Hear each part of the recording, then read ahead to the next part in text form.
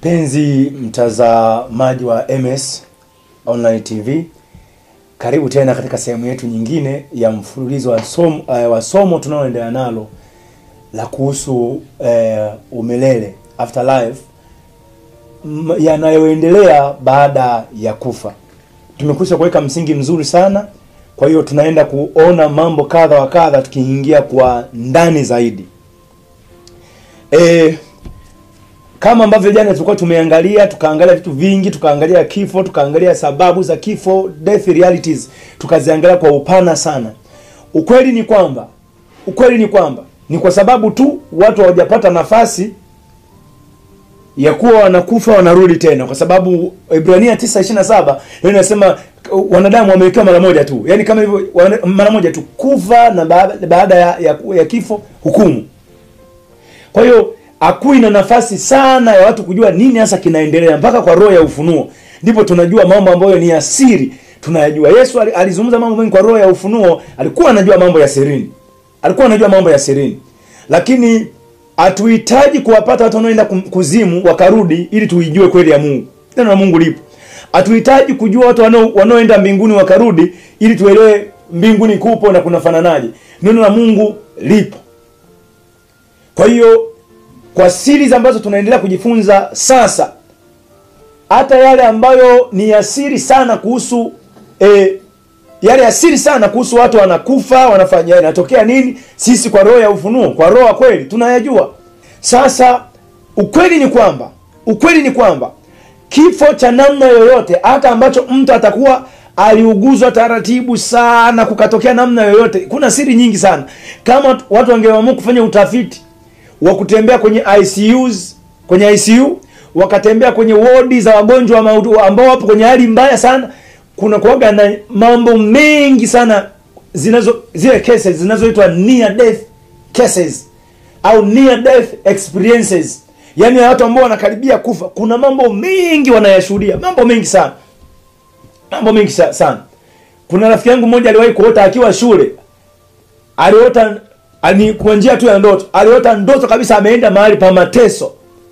Lakini hata baada ya kushtuka hivi, ile hali ya ule moto, sio moto, unajua sio moto wa jehanamu ya moto. Hiyo ni hukumu ya mauti ya pili, ni baadaye sana. Lakini hata tu mahali ambao wameondoka hawajaondoka vizuri duniani, hawaendi mahali pazuri. Hata kama wanaenda kwa kusubiria hukumu ya mwisho, lakini hawaendi mahali pazuri. Sasa yeye akawa lile joto la ule moto wa kule aliendelea kuusikia akiwa amesharudi hivi huku mwilini. Niseme tu wazi ni kwamba watu wakati wanakata roho hiyo, sasa ni kwamba wanakuwa wanaachana na mwili huu, alafu yule mtu wa ndani ambaye anakuwa ameakisi sana mwili wako huku nje, ameakisi sana wewe unavyoonekana huku nje, yule halisi anakuwa ameondoka. Najua sio rahisi sana ukaanza kuzikubali shuhuda, na mimi sitaki kujenga msingi wa somo langu kwenye shuhuda. Lakini unachokisikia na kieleza watumishi wa Mungu wengi kwamba jamani, mimi huu mwili niliuacha, nilichomoka kama mtu anavyojifunua blanketi au anavua likoti likubwa, ndivyo ambavyo huu mwili niliuacha kwa namna hiyo, na nikauona. Hicho ni kitu ambacho kipo na ni halisi. Na leo nitapata nafasi ya kuyazungumzia hayo ili ujue nini hasa kinatokea.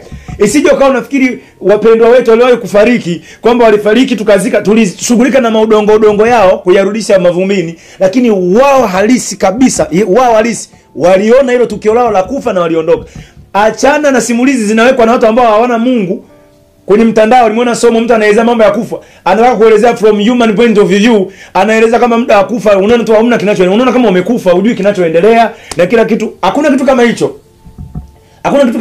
Muda roho inatoka, huu mwili una namna yake.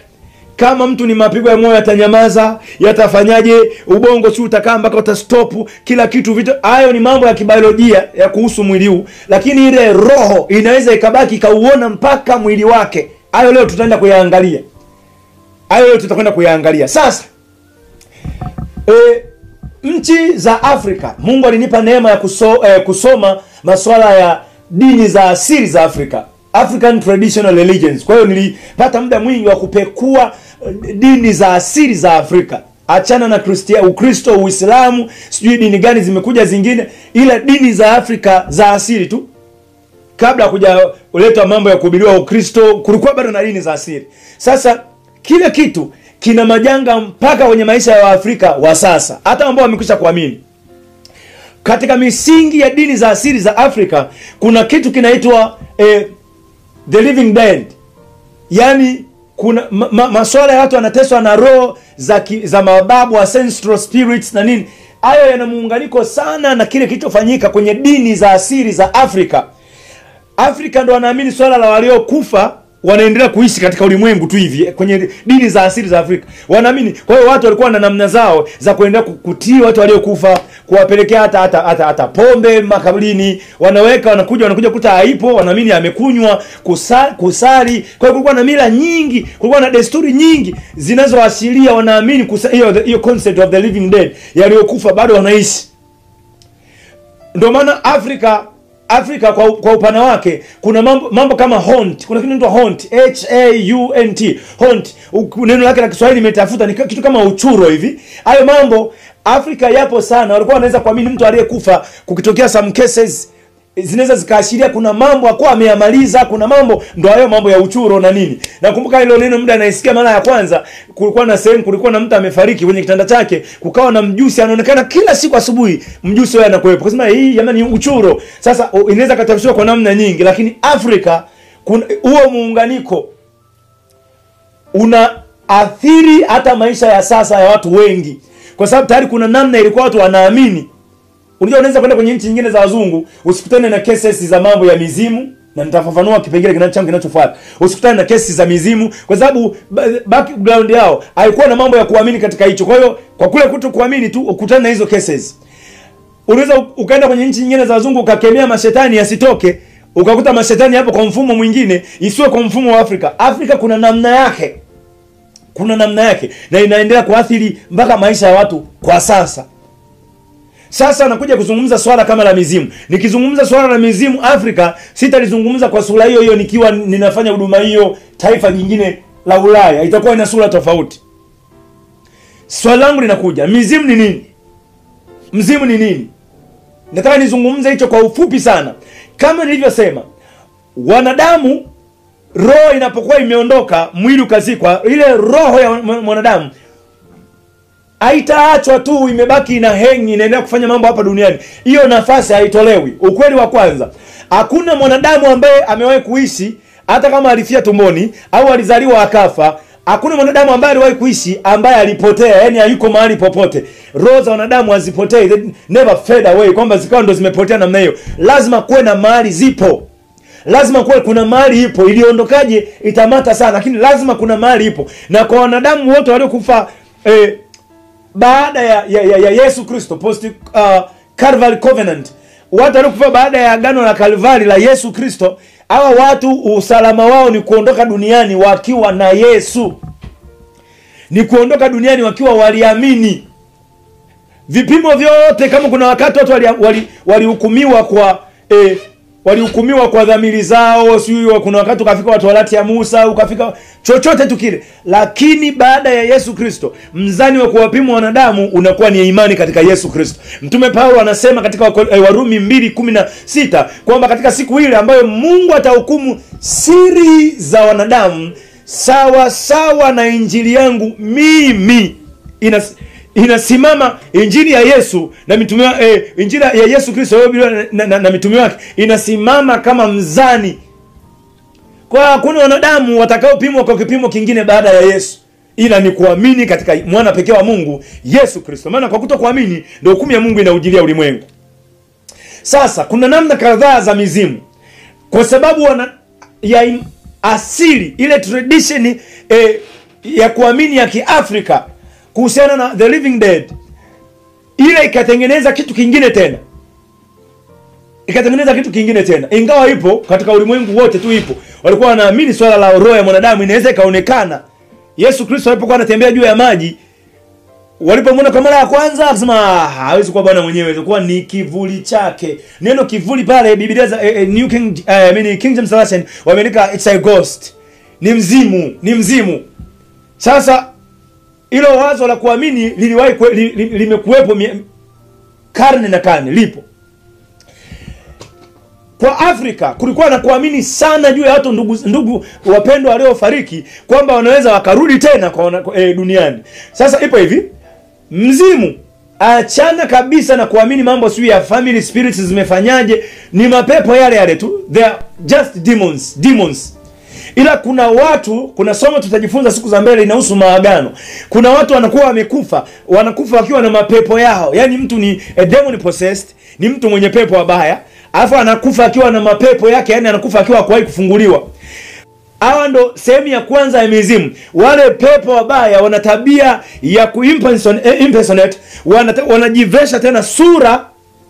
Tutajifunza kwenye somo linalofuata haya maswala namna gani roho, viumbe vya kiroho vinaweza vikajivika sura za viumbe vingine vya duniani vika exist. Sasa hawa pepo wabaya ambao walikuwa ndani ya huyu wana uwezo wa kujivika mwili wa yule mtu, sio ule uliozikwa, ila wanajivika tu sura, maana huo uwezo viumbe vya kiroho vinao, wafu wakarudi tena. Kwa hiyo ndipo kunapoanzia hapa Afrika swala la mtu anasema, jamani, mama yangu alinitokea, aliponitokea alinielekeza haya na haya na haya na haya na haya na haya. Acha kabisa, acha kabisa. Hakuna uhusiano, na nitazungumza hapa. Hakuna uhusiano kati ya watu ambao wamekufa na walio hai. Kuna disconnection kubwa sana hapo. Hii imani Afrika imeleta madhara mengi ya kuamini kwamba mjomba wetu aliyefariki anaweza anarudi tena, anawapeni na maelekezo fulani. Hilo limeleta tatizo kubwa sana. Kwa kuamini hivyo, muda watu wanaenda kutii maelekezo wakifikiri ni marehemu ndugu yao, kumbe ni maelekezo tu ya pepo mbaya. Kwa kuendelea kutii, watu wamekuwa initiated kwenye ulimwengu wa kigiza, wakaanza kuteswa na mapepo, mashetani. Usione unaangalia huduma zingine ukasema mbona sioni akina Beni, mbona sioni wakikomaa sana na mapepo na mashetani kama ilivyo Afrika. Kuna kitu kingine kinatokana na background huku. Hayo mambo ambayo nimeyasoma kwenye dini, kwenye kusomea dini za asili za Afrika. Sasa usishangaa ukasema hivi wao na mapepo hapa au nini. Hiyo background imeleta hiyo athari. Na unaweza kaina ukakuta umekomaa, ni mtano wa wazungu tupu, kaona umekomaa, usione demonstration ya demons kwa sura ile. Ila mapepo wabaya wapo tu, ila wanaweza wakawepo kwa namna nyingine kwao. Sasa ni muhimu sana kufahamu hii siri ikoje. Kwa hiyo pepo wabaya wanaojivika miili ya watu na kurudi tena, anakuja kama babu yenu, anasema jamani, hapa mnajua, mjitahidi sana, mwalea juku wangu vizuri. Atakuja na sura kama nzuri, msisahau kusali. Lengo la kwanza ni kuambia mambo mazuri mpaka mnaweza mkaamini kwamba yani babu ni kweli kabisa atakuwa ni yeye, maana sauti ni yeye mwenyewe, sura ni yeye mwenyewe, akuwa babu yenu.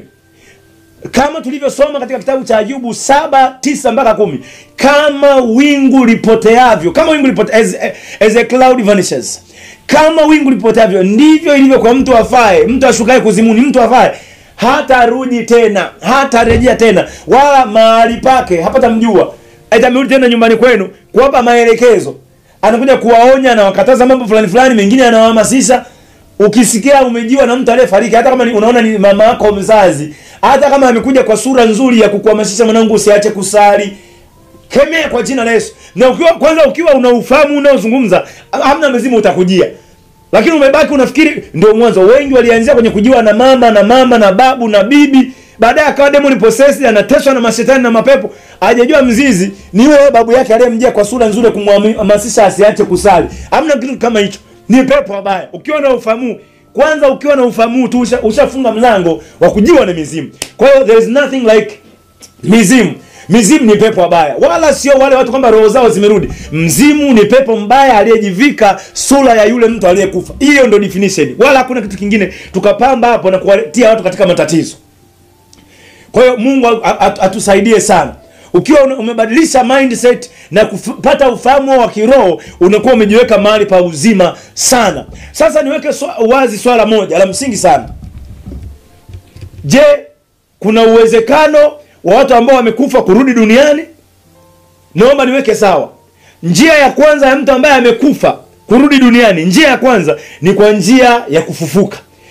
Yesu ndo anatoa agizo, anasema fufueni wafu. Kwa hiyo mtu anaweza akafufuliwa ikiwa ni mwili wake bado upo au mwili umeharibika, vyovyote tu vile, Yesu Kristo, nguvu ya ufufuo ina uwezo wa kumfanya mtu ambaye roho ishaondoka ikachomolewa huko ilipokuwepo. Yesu alipozungumza fufueni wafu, anajua kwamba roho inaweza kaagizwa irudi. Na yeye Yesu ndio huo ufufuo wenyewe. Ukimtaja Yesu umeutaja ufufuo. Roho ya mtu iliyoondoka inaweza ikaurudia. Mimi nilikuwa mahali fulani, mchungaji wamemletea mtoto amepigwa na madegedege na manini, sio alimfanyia vitu gani mganga, mtoto akiwa ameshikwa anaombewa, muda wa kuletewa kuombewa, maana mzazi wamemkimbiza mtoto kanisani, muda mtoto anaombewa akafia mikononi mwa mchungaji. Sasa unafanyaje? Maana umeshika, unaona mtoto amezima moto, ucheki hivi mnagundua hamna kitu. Hakuna mapigo ya moyo, hakuna kinachoendelea. Mtoto amefia sasa mkononi, maana walimleta yuko mahututi. Ile unaamini kuna nguvu za Mungu. Mchungaji akaona kesi ni nzito. Ionekana amefia kanisani kama Mungu mtoto aweza akatoka hapa kwamba aletwa kanisani kwenye maombezi ndio amekuja kufia kanisani. Maombi yakabadilika kwenye kuombea ile apone, maombi yakawa ni kumfufua. And I tell you the truth, mtoto alifufuka. Achana nao anasema atakuwa labda alizirai. Tunajua roho ya mpinga Kristo desturi yake, hata ikiona unafikiri ukiona kweli bado utakubali. Roho ya mpinga Kristo hawezi kukubali. Utasema atakuwa, unajua kupimwa kidaktari, atakuwa huenda alizirai. Mtoto alikufa, utu uzima huu tusijue watu waliokufa. Mtoto alikufa akaamuliwa kufufuka, akafufuka. Sasa kutokuamini kwako hatuzuii kuisema kweli. Yesu alikufa, alipokufa akasema yule bwana mjanja alisema atafufuka, tuweke walinzi. Hata walinzi walipomuona Yesu amefufuka, wamekaa wamesiliba na jiwe pale kaburini, na wakajua kwa hakika Yesu, walishuhudia kwamba jamani Yesu amefufuka. Jiwe lile ambalo tulilisweka kule ndani haliwezi tumekuta limetoka, malaika amelikalia na Yesu amefufuka. Walipotoa taarifa hiyo, unafikiri ndio alisema watu waamini? Hapana. Watu wakatoa wakapewa na hela wapite kutangaza jamani hajafufuka, jamani hajafufuka. Roho mpinga Kristo anatenda kazi hata sasa. Kwa hiyo haituzuii sisi kusema ukweli. Kufufua inawezekana. Kwa mwili ule ulio mtu aliyokufa nao, hata kwa mwili ambao ulioza, Yesu hakuweka limit hapo. Nisikia shuhuda za Apostle Suleiman yule wa Ghana, nafikiri kama sio yupo Ghana nadhani, kitu kama hicho. Nisikia shuhuda yake za kufufua tu zaidi ya 10-14. Nikasema safi. Sasa kwa sababu tunaenda kuchambua huu ukweli hapa. Ukweli ni kwamba namba moja, watu waliokufa hawapaswi kurudi. Hilo ni la kwanza. Lakini kwa sababu kuna kufufuliwa, basi kufufuka ni njia ya kwanza ya mtu kurudi. Tunapodili na swala la wafu, tupo so much cautious. Yaani tunaweka caution, tahadhari kubwa sana, kwa sababu watu kwa kujichanganya na watu waliokufa, kwa kusali, kwa kuwaomba wawasaidie, wamejikuta wameshaingia kwenye vifungo vya pepo wabaya. Kwa hiyo ukweli wa kwanza ni ukweli. Namba 2, nafasi inaweza ikatolewa ya mtu ambaye alikwisha kufa kurudi kabisa. Yaani mtu amekata roho, ikatolewa nafasi ya kurudi kabisa. Kwa sababu kufa mtu, yeye yule harusi anakuwa ameondoka, yupo, anaweza akaamriwa aurudie mwili wake kabisa, akaurudia mwili wake, akauingia, akaishi tena. Hilo lipo kabisa. Kwa hiyo inaweza ikatolewa nafasi ya mtu ambaye kabisa amekufa, akatolewa nafasi ya kuamriwa kurudi. Hilo lipo. Na ninaomba nitoe uthibitisho ufuatao, alafu tuendelee. Nilianza kukugusia kidogo swala la kipindi cha televisheni ya kidunia tu. Kipindi cha televisheni ya kidunia tu ambacho waliamua kuwahoji watu ambao wamewahi kupata near death experiences. Kipindi kinaitwa Beyond Belief. Kwa hiyo hilo television, kwa sababu sio ya kiroho, ya mambo ya kimungu, ila ni session iko wakaamua kuwatafuta. Nadhani waliweka tangazo la watu ambao waliwahi kufa, either waliwahi kufa au walipata near death experiences, waliwaita. Na mimi nilikuwa naangalia hicho kipindi kwenye TV mwaka 2011. Watu wamekaa kwenye studio wanaojiwa, na wengine walikuja na vyeti vyao, vyeti kabisa vinavyothibitisha this person was clinically died. Yaani huyu mtu kabisa kwamba alipata clinical death. Kwa hiyo kuna clinical death certificates watu walikuja nazo. Hawakutaka shuhuda za kiroro za kinanyisaki, niliondoka nikafanyaje. Hawakutaka cha hivyo. Walitaka mtu ambaye nani alithibitisha kama Nyisaki, okay, yule aliondoka kwa njia ile. Lakini nani anathibitisha hao wanaosema nilikufa nikarudi? Nani alithibitisha kwamba kweli alikufa? Kwa hiyo hii TV iliwataka watu ambao wana vyeti, yani vyeti matabibu walipima wakajiridhisha wamekufa, lakini ikatokea wamerudi. Hicho kipindi nilikiangalia na nimeandika hapa baadhi ya shuhuda chache. Baadhi ya shuhuda chache. Kila mtu katika wale ambao walikuwa wanahoji pale wamekaa studio kwamba ilikuwaje, watu wale niliwasikiliza, wengi walisema walijishuhudia muda wanakata roho, walijishuhudia sekunde chache, walijishuhudia wamechomoka kwenye miili na waliweza kuiangalia miili yao tena. Kusema kumbe mimi ndo huyu. Ule mwili wake wa pale ulikuwa upo na magonjwa na manini, lakini alijitokezea upande wa pili akiwa yuko free, asikii tena zile shida zilizomfanya akafa duniani. Magonjwa hayakai kwenye roho, magonjwa yanakuwa yana usulubu huu mwili tu huu. Ayubu anasema kwenye Ayubu 33 anazungumza kuhusu kutiwa adabu kitandani. Yaani ugonjwa umefika kwenye kiwango ambacho mpaka mtu anasema anatiwa adabu kwa huo ugonjwa kitandani. Sasa ule ugonjwa wote na kuwekewa mipira ya chakula na oksijeni na nini, roho inapoondoka inaushuhudia ule mwili wake. Ndio maana mimi kwenye kuutaja mwili na utaja kama the outer carcass, ni mzoga tu. Mtu akiwepo kwenye ule ulimwengu mwingine akiuangalia mwili wake unaomletea shida, mwili pamoja na kupamba, kuvesha nguo, kulisha vizuri, ni unasaidia mambo yake uwe na muonekano mzuri, system zile za mwili zifanye vizuri. Kizipuuzia hizo, ukiuletea shida, roho ikashindwa kuutumia, roho itaondoka. Kwa hiyo sasa wale wote wamesema walishuhudia kila mtu karibia watu 15, karibia watu 10 na kitu walikuwepo pale. Wengi wanasema walishuhudia muda wanaiacha miili yao. Mmoja alisema aliweza kuchomoka kwenye mwili, akabaki juu hivi anautazama mwili wake, anauona mwili wake na anaona jitihada za manesi kusaidia ule mwili, wanajitahidi kuburuza mtungi wenye mipira ya oksijeni.